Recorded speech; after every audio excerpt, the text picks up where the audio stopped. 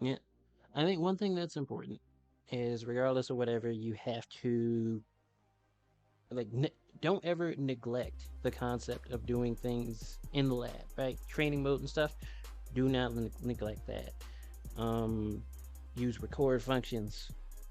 Always mess with things in various positions and situations so that you can understand what options you do and don't have, regardless of the fighting game, right? If you're trying to play around mid screen, corner stuff, wall stuff, edge of the ring, and you feel like somebody's going to do something like sidestep, right? You want to make a read based off of that.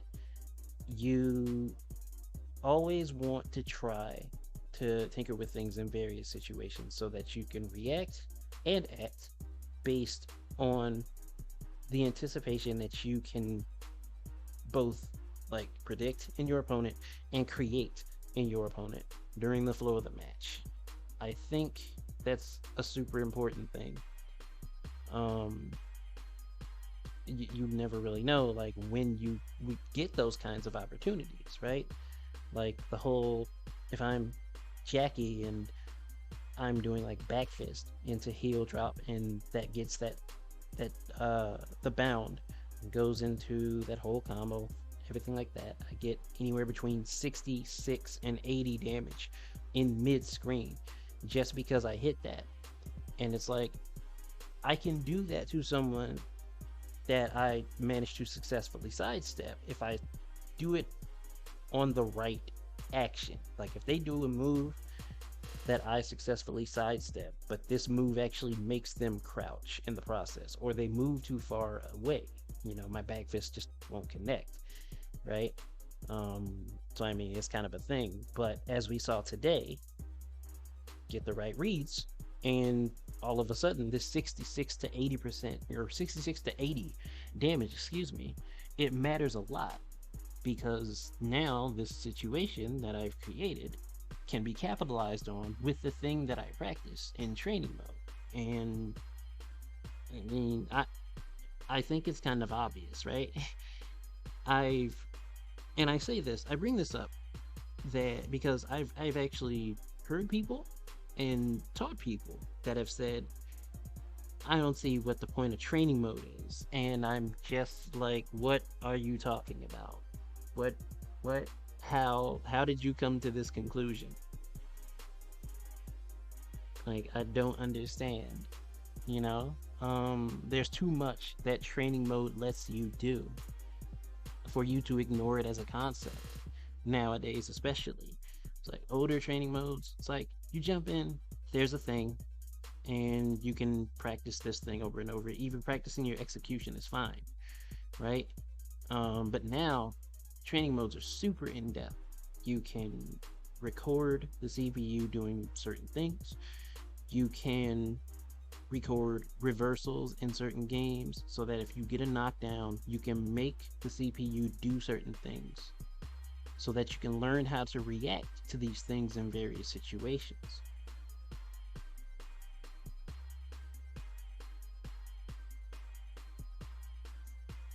It's about more than muscle memory, I would say.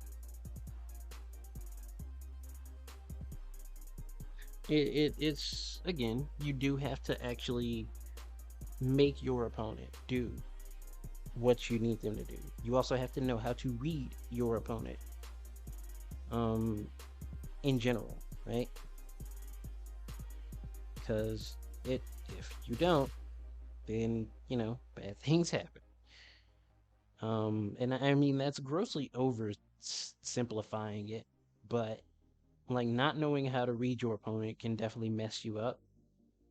Um, sure, some of it comes with matchup knowledge, but if you don't understand how to read even the simpler things that your opponent does, you can come in just kind of pressing buttons, and that's just going to lead you into making mistakes that you really don't need to make. And yeah, you don't want to be there. You don't want to be. That's regardless of the fighting game. You want to measure that and understand what your options are and why you want to do the things you do. So like I said, I don't understand how people come to the concept of training mode isn't where I want to be, right? If if you're not practicing your execution, uh, I don't know what to tell you.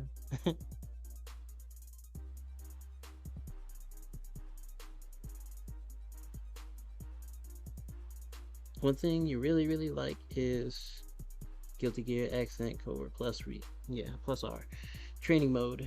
Especially after a match, you can save a recording and try to get a different outcome.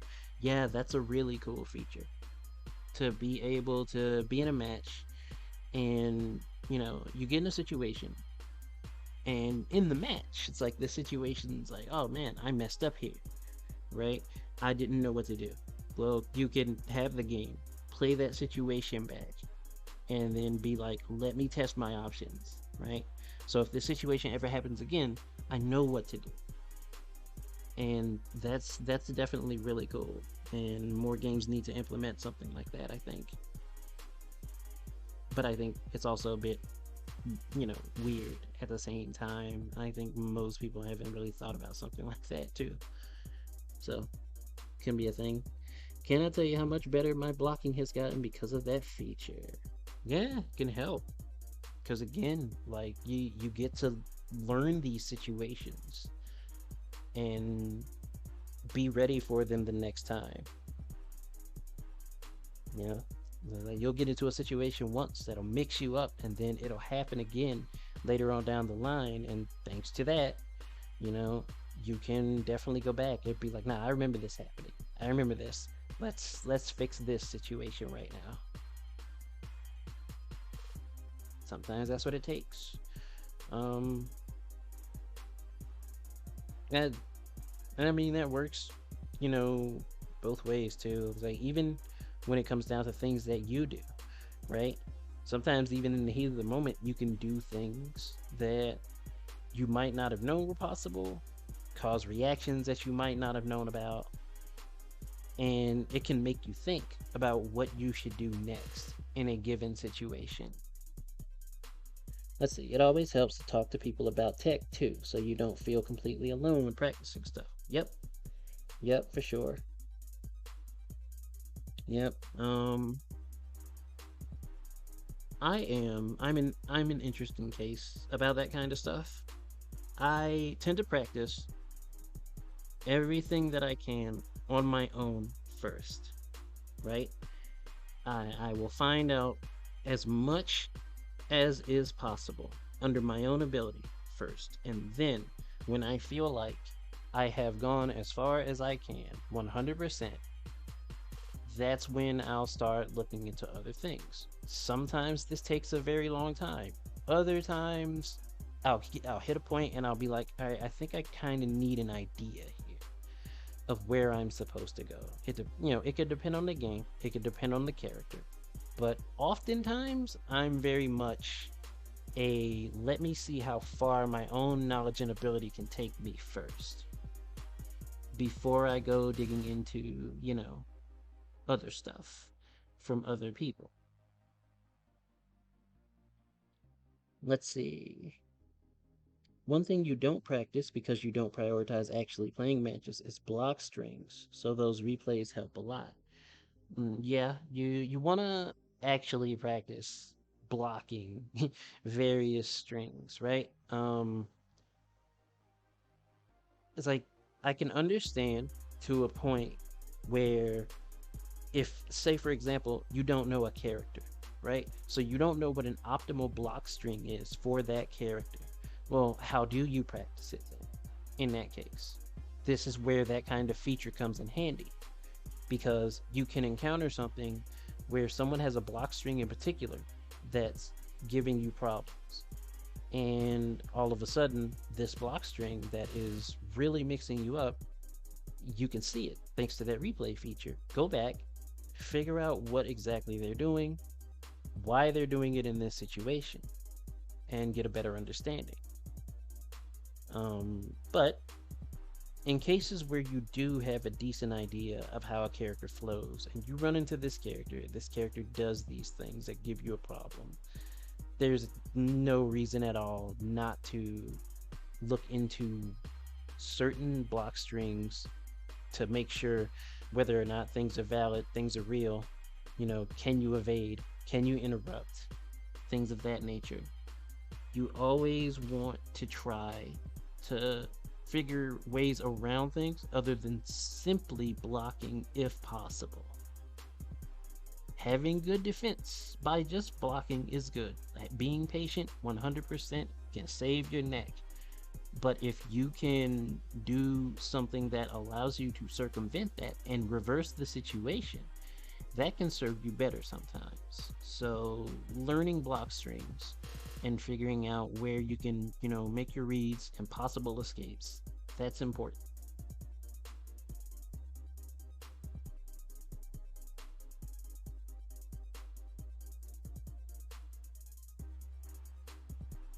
You know,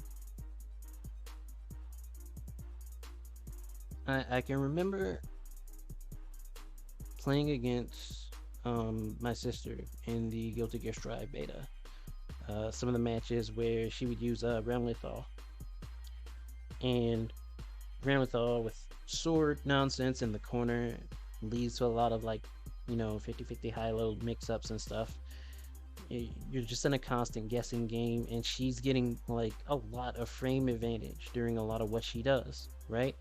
And the entire time she's building tension.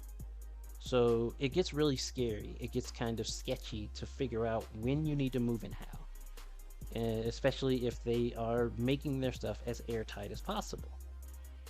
And trying to read through that situation as her tension is building, it kind of can put you in a spot where you feel like, do I want to take a risk, try to make a read in this situation and get out, or do I want to keep on blocking and hope that I can get away from potential grabs and whatnot, and then just find an opening? What if your opponent doesn't mess up like that, though? You have to find those openings at that point. It's on you. The onus is on you to figure out where to go, how to handle it at that point. And then they have to adjust to your adjustments. And that's what it's about, really.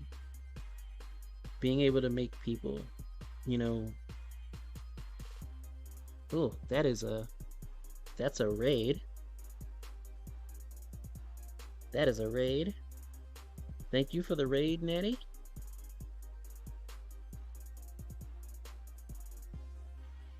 Also, hello, Ashy Slashy. Thank you for the follow. How's it going, Philosopher Saint?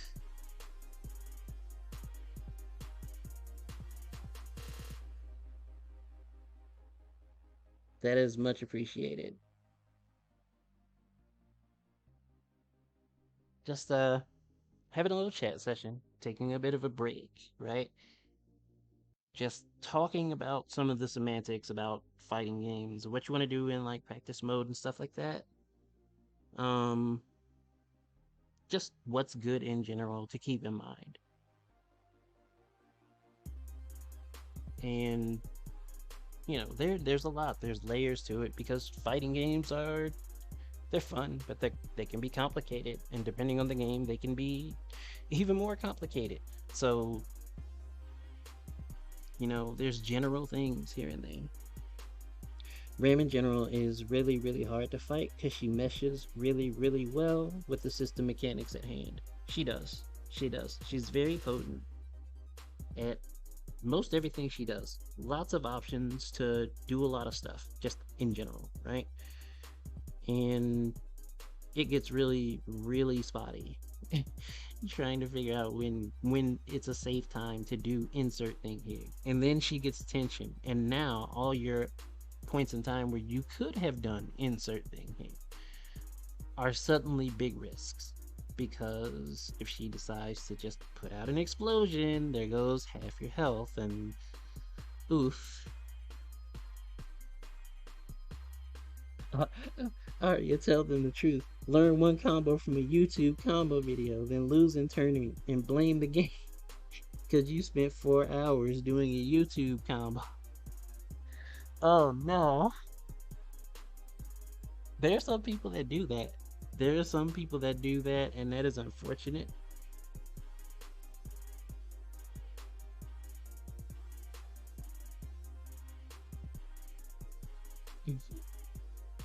Yeah, it happens sometimes, and it's unfortunate. Like I said, well, um, but they do not though. Do not under any circumstances just go learn some combos and think that you're good, right? Don't, don't. Please take the time and like practice and understand that people that do actually take the time to understand combos and stuff and they lab and whatnot a lot, chances are very high that they have some solid understanding of the system that they're messing with in the first place. So, yeah, if they're doing all this crazy stuff, it means they're probably not terrible at the game. It's always something to think about, right? So, anyway, yeah. Again, hello to the people that are rating. Much appreciate all of that.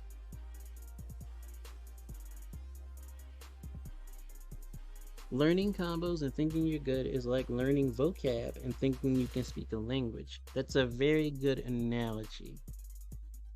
Um, it's certainly not as simple as that, right? It it gets rough. It gets rough. There's a good grip to consider.